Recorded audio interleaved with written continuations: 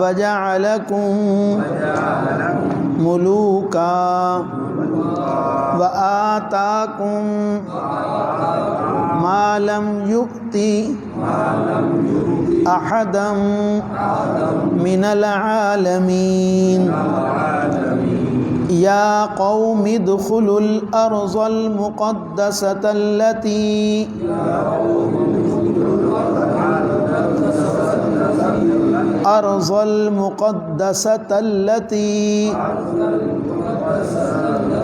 كتب الله لكم ولا ترتدوا على أدباركم فتنقلبوا خاسرين قالوا يا موسى إن فيها قوما جبارين وإنا لن ندخلها حتى يخرجوا منها فإن يخرجوا منها فإنا داخلون صدق الله العظيم اللهم صل على سيدنا محمد وعلى آل سيدنا محمد وبارك وسلم وإذ قال موسیٰ اور جب فرمایا موسیٰ علیہ السلام نے لقومہ اپنی قوم سے یا قوم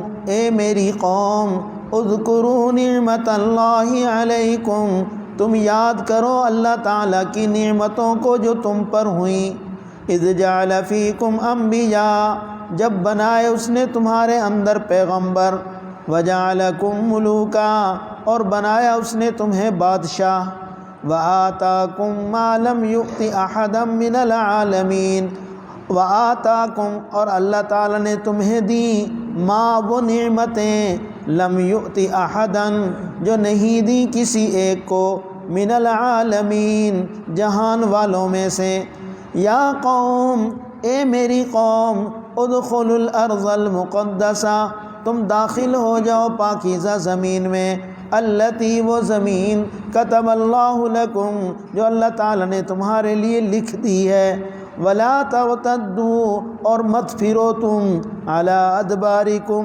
اپنی پیٹھ دکھا کر فتنقلبوا خاسرین پس تم لوٹو گے نقصان اٹھاتے ہوئے قالوا وہ قوم کہنے لگی یا موسیٰ اے موسیٰ علیہ السلام ان فیہا قوما جبارین بے شک اس ارض مقدسہ میں ایک قوم ہے جو بڑی زبردست ہے وَإِنَّا لَن نَدْخُلَهَا اور بے شک ہم ہرگز نہیں داخل ہوں گے اس پاکیزہ زمین میں حتیٰ یخرجوا منہا یہاں تک کہ وہ قوم خود بخود وہاں سے نکل جائے فَإِن يَخْرُجُوا مِنْهَا پس اگر وہ نکل گئے وہاں سے فَإِنَّا دَاخِلُونَ تو ہم سب اس میں داخل ہوں گے۔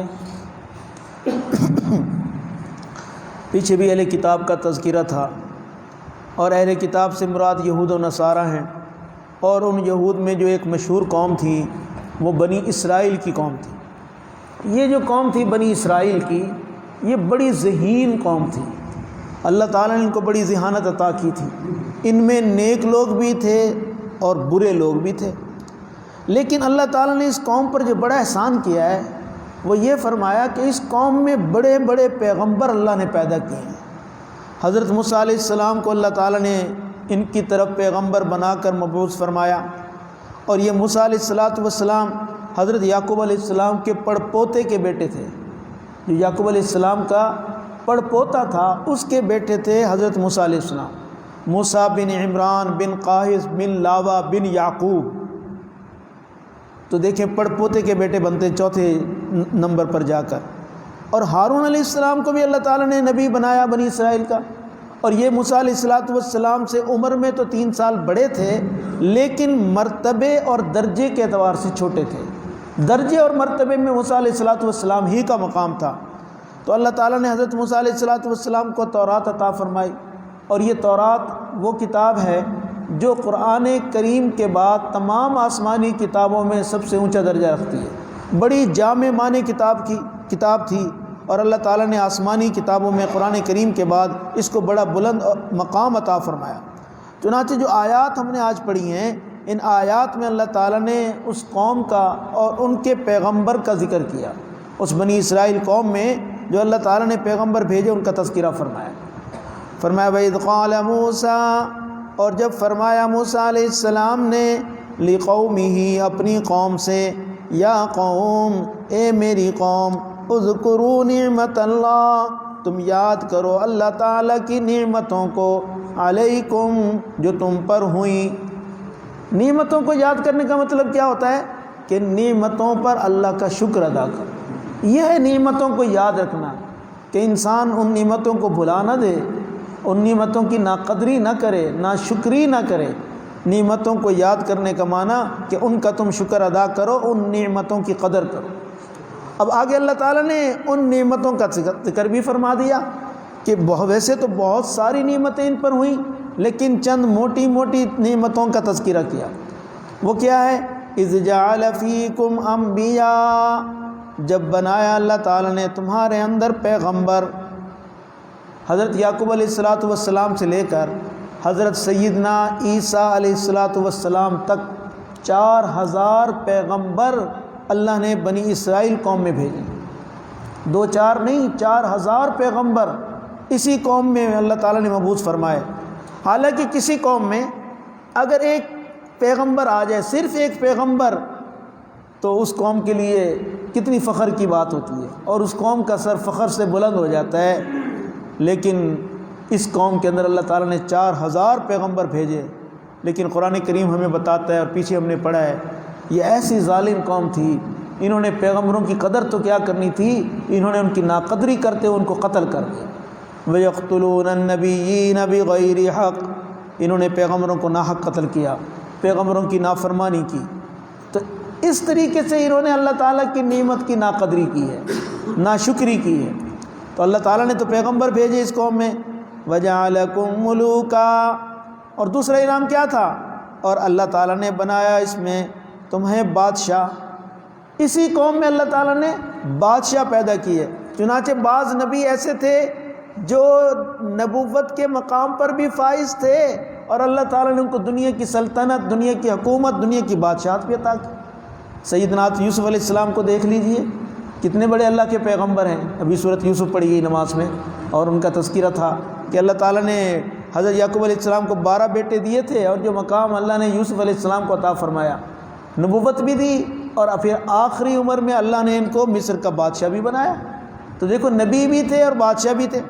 اسی طریقے سے حضرت سیدنا داؤد علیہ السلام، وہ نبی بھی تھے اور زمین میں اللہ کے خلیفہ بھی تھے، خلیفۃ فی الارض، زمین میں اللہ کے نائب، اللہ کے خلیفہ بھی تھے۔ اور سلیمان علیہ السلام پیغمبر بھی تھے، اور اللہ تعالیٰ نے ان کو تو سب سے بڑی سلطنت عطا فرمائی تھی، پوری دنیا میں ان کی حکمرانی تھی۔ اور ایسی حکومت تھی کہ صرف انسانوں پر یہ حکومت نہیں تھی، جنات اور حیوانات اور پرند چرند پر بھی ان کی حکومت تھی۔ دنیا کے جانور بھی ان کی بات مانتے تھے، پرند چرند بھی ان کی بات مانتے تھے، اور جنات بھی ان کے تابع تھے۔ اور اسی طریقے سے اللہ تعالیٰ نے اسی قوم میں بعض ایسے لوگ بھی بھیجے جو صرف بادشاہ تھے، پیغمبر تو نہیں تھے لیکن بادشاہ ضرور تھے۔ اللہ تعالیٰ نے ان کو خوشحالی عطا فرمائی تھی۔ جیسے پیچھے ہم نے دوسرے پارے میں حضرت لوط علیہ السلام کا تذکرہ پڑھا ہے کہ اللہ تعالیٰ نے ان کو بھی سلطنت عطا فرمائی تھی۔ تو ایسی ایسی نعمتیں اللہ تعالیٰ نے اس قوم کو عطا فرمائیں، اور ایسی نعمتیں کسی کو دی نہیں۔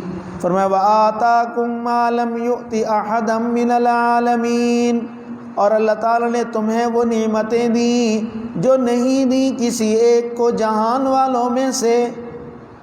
پوری دنیا میں ایسی نعمتیں کسی کو نہیں عطا ہوئیں جو اللہ تعالیٰ نے اس قوم کو عطا فرمائی، بنی اسرائیل قوم کو۔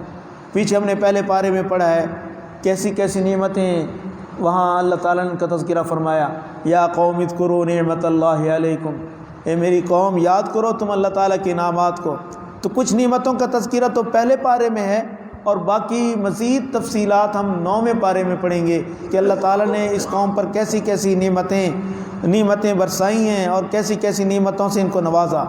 چنانچہ ہم نے پہلے پارے میں پڑھا ہے کہ جب یہ لوگ وادی طی میں پہنچے، جس کو آج کل وادی سینا کہا جاتا ہے، تو یہ جب اس وادی میں پہنچے جس کی لمبائی جو ہے 36 میل ہے اور اس کی چوڑائی علماء نے لکھا ہے کہ 24 میل تھی۔ کتنی بڑی وادی ہوگی؟ 36 میل لمبائی اور 34 میل اس کی چوڑائی تھی، اور سطح سمندر سے تقریباً 5000 فٹ کی بلندی پر تھی۔ ایسی شاندار وادی، اور اس کا زیادہ تر حصہ جو ہے آج بھی مصر کے پاس ہے، لیکن وہ حصہ جس میں تیل کے کنویں ہیں یا وہ حصہ جو فوجی اہمیت کا حامل ہے وہ یہودیوں کے قبضے میں ہے۔ یہودی ہیں ہی بنی اسرائیل، تو یہ یہودیوں کے قبضے میں ہے۔ جو خاص حصہ ہے تیل کے کنووں والا اور جو فوج کے لیے زیادہ بہترین رہنے کا جگہ ہے وہ بھی انہی کے حصے میں ہے۔ تو اس وادی سینا میں یہ لوگ حضرت موسیٰ علیہ السلام کے ساتھ پہنچے تو اللہ تعالیٰ نے ان کو حکم دیا۔ ان کو کیا حکم دیا؟ کہ اس ارض مقدسہ میں ایک قوم آباد ہے جس قوم کا نام اعمال کا قوم ہے، تو تم نے اس ارض مقدسہ کو ان سے چھڑانا ہے۔ چونکہ یہ شام اور فلسطین کا جو علاقہ ہے، اللہ تعالیٰ نے حضرت ابراہیم علیہ السلام سے یہ وعدہ کیا تھا۔ جب ظالموں نے حضرت ابراہیم علیہ السلام کو وہ آگ کے چیخے میں ڈالا اور ان کو نیست و نابود کرنے کی کوشش کی، تو خالق کائنات نے حضرت ابراہیم علیہ السلام سے وعدہ کیا، یہ تمہارا نام و نشان مٹانا چاہتے ہیں اور میں تمہاری نسلوں کو زمین کے چپے چپے پر پھیلا دوں گا۔ تو اس طرح اللہ تعالیٰ نے ان کی قوم میں اتنے نبی پیدا فرمائے، اور اللہ تعالیٰ نے یہ بھی وعدہ کیا تھا کہ جو شام اور فلسطین کا علاقہ ہے یہ بھی ہم تمہاری اولاد کو عطا کریں گے۔ اب وہ جب دینے کا وقت آیا تو اللہ تعالیٰ نے موسیٰ علیہ السلام سے کہا کہ اپنی قوم سے کہو وہاں جائیں اور ان سے جہاد کریں، اور جو لوگ قابض ہیں ان سے قبضہ چھڑا لیں۔ اب جب موسیٰ علیہ السلام نے ان کو کہا کہ چلو اللہ تعالیٰ کی اس ارض مقدسہ میں جا کر جہاد کرو تاکہ وہ لوگ وہاں سے نکل جائیں، اور اصل تو وہ ہمارے آباء و اجداد کی جگہ ہے اور ہم اس پر قبضہ کر لیں۔ چنانچہ یہ قوم عمالقہ کے خلاف جہاد کرنے کے لیے نکلے، آگے تفصیل آئے گی کل کے درس میں۔ تو انہوں نے پھر عذر اور بہانے شروع کر دیے۔ انہوں نے کہا ہم کیسے ایسی سخت قوم کے ساتھ ہم کیسے جہاد کر سکتے ہیں؟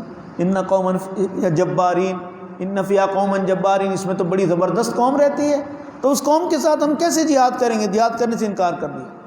تو جب انہوں نے جہاد سے انکار کیا تو اللہ تعالیٰ نے 40 سال کے لیے اس میدان سے نکلنا ان پر حرام کر دیا۔ یہ صبح چلتے تھے، شام تک سفر کرتے تھے، اور جب اگلے دن ہوتی صبح اٹھتے تو وہیں کھڑے ہوتے تھے جہاں سے کل صبح سفر شروع کیا تھا۔ 40 سال اس وادی سینا میں، اس وادی تی میں یہ گھومتے رہے۔ اب ظاہر ہے وادی کے اندر اتنا سالوں کا وقت گزارنا تو اس کے لیے کھانے پینے کی چیزیں بھی تو ضرورت تھیں، وہ تو خالی وادی تھی، وہاں تو کھانے پینے کا انتظام نہیں تھا، لیکن اللہ تعالیٰ کی ذات نے ان پر بڑے انعامات کیے۔ اللہ تعالیٰ نے کھانے پینے کے سارے انتظامات ان کے لیے وہاں کر دیے۔ کھانے کا انتظام کیسے کیا؟ پیچھے ہم نے پڑھا پہلے پارے میں کہ اللہ تعالیٰ نے من و سلوہ اتار دیا۔ کھانے پینے کے لیے ایک پلیٹ میں جو ہے کھیر ہوتی تھی اور ایک پلیٹ میں بٹیر ہوتے تھے، گوشت کھانے کے لیے ان کو ملتا تھا۔ اب جب ان کو کھانے کے لیے بٹیر ملے اور کھیر ملی تو بس یہ پھر کہنے لگے کہ ہم تو ایک کھانے پر صبر نہیں کر سکتے، لن نصبر علی طعام واحد، ہم ایک کھانے پر کیسے صبر کریں، ہمیں تو مزید کھانے چاہیے۔ ناشکری قوم تھی نا۔ اور جب سورج چڑھتا تھا، ظاہر دھوپ ہوتی، گرمی ہوتی، تو اللہ تعالیٰ بادل لے آتے ان کے سروں پر، تو بادل ان کے سروں پر سایہ کر۔ 40 سال انہوں نے اسی حالت میں گزارے کہ آسمان سے ان کے لیے کھانے پینے کی چیزیں اتر رہی ہیں اور بادل ان پر سایہ کیے ہوئے۔ تو اللہ تعالیٰ فرما رہے ہیں کہ دیکھو کیسے کیسے ہم نے ان کے اوپر انعامات کیے، اور یہ پہلے پارے میں پڑھ چکے وَظَلَّلْنَا عَلَيْكُمُ الْغَمَامَ، ہم نے سایہ کیا تم پر بادلوں کا۔ اب ان کی یہ لوگ کتنے تھے؟ 6 لاکھ تعداد لکھی مفسرین۔ اس وادی تی میں 6 لاکھ لوگ تھے، جس میں مرد بھی تھی اور مرد بھی تھے، عورتیں بھی تھیں، بچے بھی تھے، بوڑھے بھی تھے، جوان بھی تھے، لیکن ان لوگوں نے ناقدری کی۔ جب ان کو پکے پکائے کھانے آسمان سے ملنے لگے اور بادلوں نے ان کے اوپر سایہ کیا اور اللہ تعالیٰ نے پینے کے لیے چشمے جاری کر دیے، ان کو کہا کہ پتھر پر عصا مارو تمہارے چشمے جاری ہو جائیں گے، تو پتھر پر جیسے ہی لاٹھی مارتے تھے تو چشمے پھوٹ پڑتے تھے۔ یہ سارا انتظام اللہ تعالیٰ نے ان کے لیے کیا، لیکن اس قوم نے ناشکری کی۔ انہوں نے کہا لن نصبر علی طعام واحد، ہم تو ایک کھانے پر گزارا نہیں کر سکتے۔ تو اللہ تعالیٰ کی نعمتیں دیکھیں کس قدر بے بہا تھی کہ پانی کے 12 چشمے ان کے لیے جاری کر دیے، چونکہ یہ 12 قومیں تھیں اور ہر قوم کا ایک نقیب نگران تھا، تو اللہ تعالیٰ نے ان کے لیے 12 چشمے جاری کر دیے۔ اور لیکن جب ان کو یہ حکم ہوا کہ ہم تمہیں یہ ارض مقدسہ عطا کرنا چاہتے ہیں، تم اس میں داخل ہو جاؤ اور جا کر اس قوم سے جہاد کرو، تو فوراً انہوں نے انکار کر دیا۔ تو وہ ارض مقدسہ، وہ پاکیزہ زمین جس کا دوسرا نام شام ہے، ہاں جی، لبنان ہے، اردن، یہ سارا علاقہ جو ہے اسی ارض مقدسہ میں آتا تھا۔ تو اس وقت جو علاقہ یہودیوں کے، آج بھی یہی علاقہ یہودیوں کے پاس ہے، تو اور کچھ حصہ ہے جو ترکوں کے پاس ہے، لیکن زیادہ تر وسیع حصہ جو ہے وہ یہودیوں کے قبضے میں ہے۔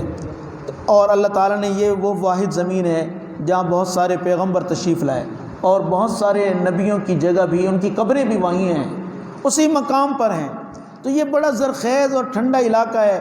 ایک تو یہاں ہر طرح کے پھل موجود ہوتے ہیں، اور پھر ظاہر ہے چشمے ہیں تو پانی بھی صاف ستھرا ہے۔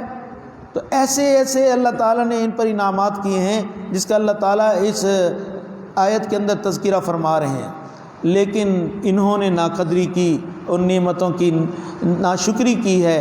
اللہ تعالیٰ اسی کا تذکرہ فرما رہے ہیں۔ جب ان کو حکم ہوا، یا قوم، موسیٰ علیہ السلام نے کیا کہا؟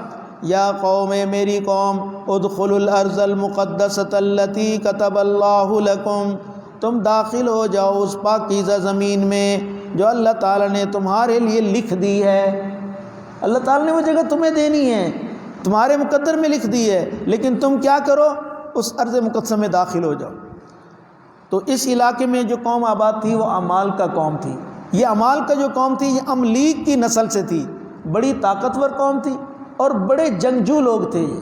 تو اس لیے جب بنی اسرائیلیوں کو ان کے ساتھ حکم ہوا کہ جا کر جہاد کرو تو یہ گھبرا گئے اور ڈر گئے، اور اللہ تعالیٰ نے فرمایا وَلَا تَرْتَدُّوا عَلَىٰ أَدْبَارِكُمْ، تم نہ پھرو اپنی پیٹھ دکھا کر، ڈٹ کے سامنے آ کر مقابلہ کرنا ہے، ان کو پیٹھ نہیں دکھانی، پشت نہیں دکھانی ان کو۔ فَتَنْقَلِبُوا خَاسِرِينَ، بس تم لوٹو گے نقصان اٹھاتے ہوئے۔ اگر تم نے پیٹھ دکھا دی تو سمجھ لو پھر تم خسارے میں پڑ جاؤ گے۔ قالوا یا موسیٰ، جب موسیٰ علیہ السلام نے کہا نا داخل ہو جاؤ اور جا کر جہاد کرو اس عمال کا قوم سے، تو انہوں نے کیا کہا آگے سے؟ قالوا، وہ قوم کہنے لگی، یا موسیٰ، اے موسیٰ، ان فیہا قوما جبارین، بے شک اس میں ایک قوم ہے جو بڑی زبردست ہے، بڑی لڑاکا قوم رہتی ہے اس میں، تو ہم کیسے ان کے ساتھ جہاد کریں؟ وَإِنَّا لَن نَّدْخُلَهَا، اور ہم ہرگز نہیں داخل ہوں گے اس پاکیزہ زمین میں، حتیٰ یخرجوا منہا، یہاں تک کہ وہ خود بخود وہاں سے نکل جائیں۔ کیسے لوگ تھے؟ کہتے وہ نکلیں پھر ہم جائیں گے، ویسے ہم نہیں جاتے جہاد کے لیے۔ فَإِن يَخْرُجُوا مِنْهَا، بس اگر وہ نکل گئے اس مقدسہ زمین سے، فَإِنَّا دَاخِلُونَ، تو ہم اس میں داخل ہو جائیں گے۔ مقصد کیا تھا؟ ہمیں پکی پکائی کھیر ملنی چاہیے، ان کی موجودگی میں ہم وہاں داخل ہونے کے لیے تیار نہیں۔ یہ ان کی حماقت تھی، ہے کہ خود کچھ کرنے کو تیار نہیں ہے، بس کہتے ہیں ہمیں پکا پکایا ہی کھانا جیسے ملتا تھا نا، ایسی زمین بھی ایسی ہی پلیٹ میں رکھ کر کوئی ہمارے حوالے کر دے، تو ایسے کہاں ہوتا ہے؟ تو اللہ تعالیٰ نے دیکھو ان کی اس حماقت کو بیان کیا ہے کہ انہوں نے یہ بھی نہیں سوچا کہ عمال کا جو ہے ہم ان کے ساتھ جب اللہ کے پیغمبر کے حکم سے میدان میں کود پڑیں گے تو اللہ کی مدد آئے گی ہمارے ساتھ، تو انہوں نے پیغمبر کی بات کو اہمیت ہی نہیں دی۔ تو یہ ایسی قوم تھی، ناشکری اور ناقدری قوم تھی۔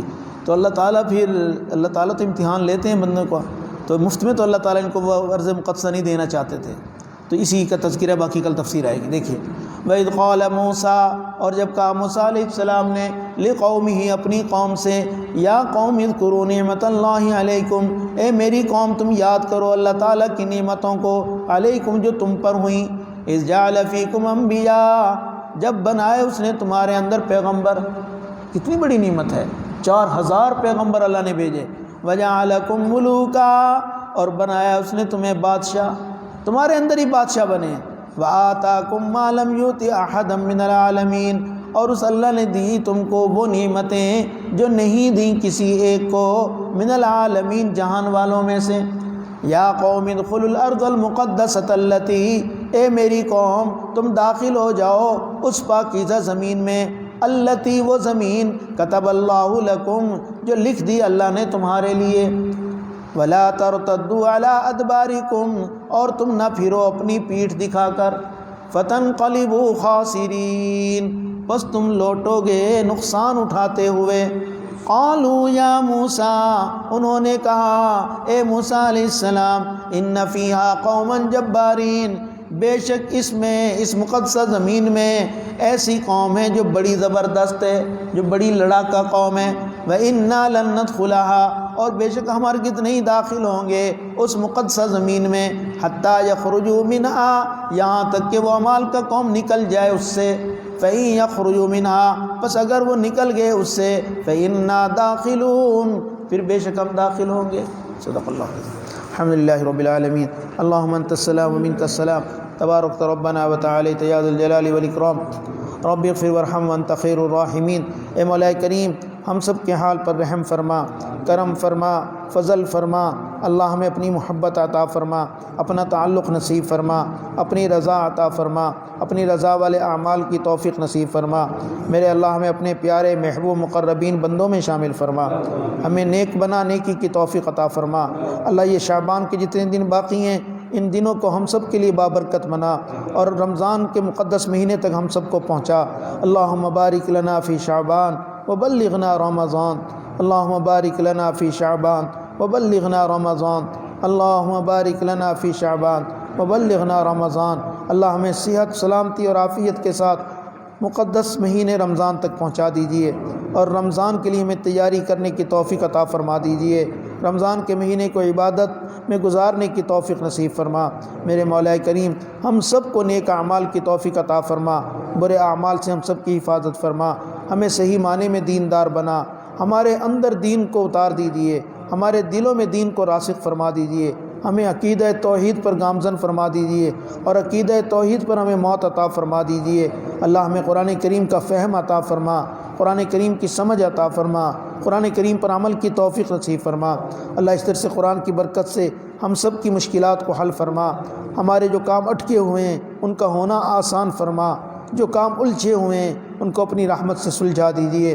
اللہ ہمیں اپنا بنا لیجئے، اپنے کاموں میں لگا لیجئے، ہمیں اور ہماری نسلیں جو قیامت تک آنے والی ہیں ان سب کے اندر قرآن کو، ایمان کو، اسلام کو، ہدایت کو جاری فرما دیجئے، ہماری نسلوں میں کسی کو بے ایمان پیدا نہ کیجئے۔ میرے مولا کریم، پوری دنیا میں اسلام کا بول بالا فرما، کفر کا مکالہ فرما، ہمارے اس پیارے دیس کی، پیارے ملک کی تو حفاظت فرما، اس کے باشندوں کی حفاظت فرما۔ اس ملک میں جس قسم کے بحران ہیں اللہ اس ملک کو اس سے نجات عطا فرما، اور یہ جو بیماری کرونا وائرس دوبارہ سے پھیل رہی ہے اللہ اس بیماری سے ہم سب کو نجات عطا فرما، ہم سب کی تو حفاظت فرما، اور جتنے لوگ اس بیماری میں مبتلا ہو چکے ہیں اللہ ان کو صحت کاملہ، شفاء عاجلہ، دائمہ مستمرہ نصیب فرما، ہم سب کا خاتمہ ایمان پر فرما۔ ہمارے والدین، اساتذہ، مشائخ، عزیز و قارب، دوست احباب، ہمارے شاگرد، ہماری مسجد کے نمازی، محلے والے، پڑوسی جو دنیا سے چلے گئے، قبروں میں پہنچ چکے، سب کی مغفرت فرما، سب کی قبروں کو ٹھنڈا اور کشادہ فرما، سب کو جنت الفردوس میں اعلیٰ مقام عطا فرما۔ میرے مولا کریم، حضرت آدم علیہ السلام سے لے کر آج تک جتنے ایمان والے دنیا سے رخصت ہو چکے سب کی مغفرت فرما دیجئے۔ میرے اللہ، جن کی آپ نے مغفرت کر دی ان کو اپنے قرب کے اعلیٰ درجات عطا فرما، اور اپنے پیارے محبوب کی امت کے حال پر رحمت فرما۔ امت مسلمہ کے افراد جہاں کہیں بھی مظلوم ہیں، ظلم کی چکی میں پس رہے ہیں، اللہ ان کو ظلم سے خلاصی عطا فرما، ظلم سے نجات عطا فرما۔ جو ظالم ظلم ڈھا رہے ہیں ان کو ہدایت نصیب فرما، جن کی قسمت میں ہدایت نہیں میرے مولا ان کو چن چن کر نیست و نابود فرما، تباہ و برباد فرما۔ اللہ پوری دنیا میں اسلام کا بول بالا فرما، کفر کا مکالہ فرما۔ صلی اللہ علی النبی الکریم برحمتک یا ارحم الراحمین۔ جزاکم